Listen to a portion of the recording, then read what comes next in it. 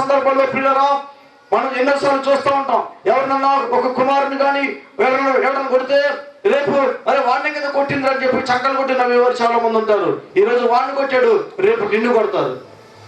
ఎవరైనా ఒక పిల్లలను కామెంట్ చేస్తే మా పిల్లనే కాదు కదా, వాళ్ళ పిల్లనే కదా, కామెంట్ చేసింది వాళ్ళ పిల్లలే కదా, ఎగతాళి చేసింది వాళ్ళ పిల్లలే కదా, ఏడిపించింది వాళ్ళ పిల్లలే కదా అని కొందరు తల్లులు, కొందరు పెద్ద మహానుభావులు ఏం చేస్తారంటే సంతోషిస్తూ ఉంటారు.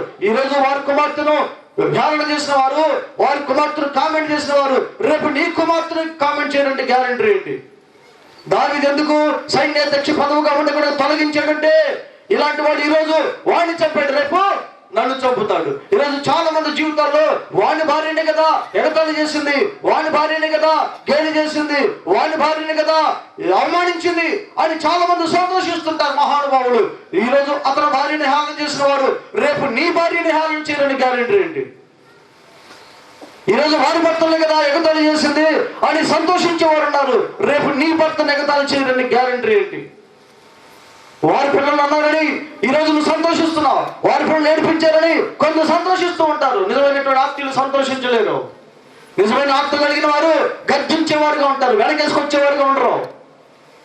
ఈరోజు చాలా మంది జీవితాల్లో ఎందుకు దావీదు అతన్ని సింహాసనం నుంచి సైన్యాధ్యక్ష పదవి నుంచి తప్పించాడంటే రేపు ఈ రోజు వాడిని చంపినట్టు దావీదుని చంపడా?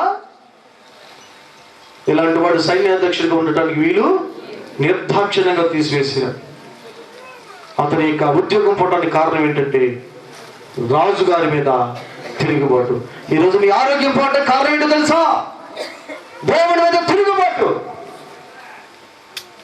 నీ వ్యాపారం పాడైపోవడానికి కారణం ఏంటో తెలుసా? దేవుని యొక్క ఆత్మ మీద తిరుగుబాటు.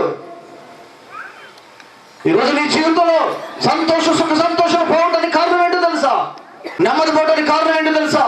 ఈరోజు నీ జీవితంలో దేవుడిచ్చిన ఆత్మ పోవడానికి కారణం ఏంటో తెలుసా? ఆత్మ వరాలు పోవడానికి కారణం ఏంటో తెలుసా? దేవుడి మీద తిరుగుబాటని ఈ రాత్రి దేవుడు నీతో మాట్లాడుతున్నాడు. సైన్యాధ్యక్షుడిగా పదవి పోవడానికి కారణం ఏంటంటే దావీదు మీద చెప్పాలి దావీదు మీద. ఈరోజు చాలా మంది జీవితంలో తిరుగుబాటు చేసే స్వభావం చాలా మందిలో ఉంటుంది. తిరుగుబాటు చేసేటువంటి స్వభావం బట్టి నీకు శిక్ష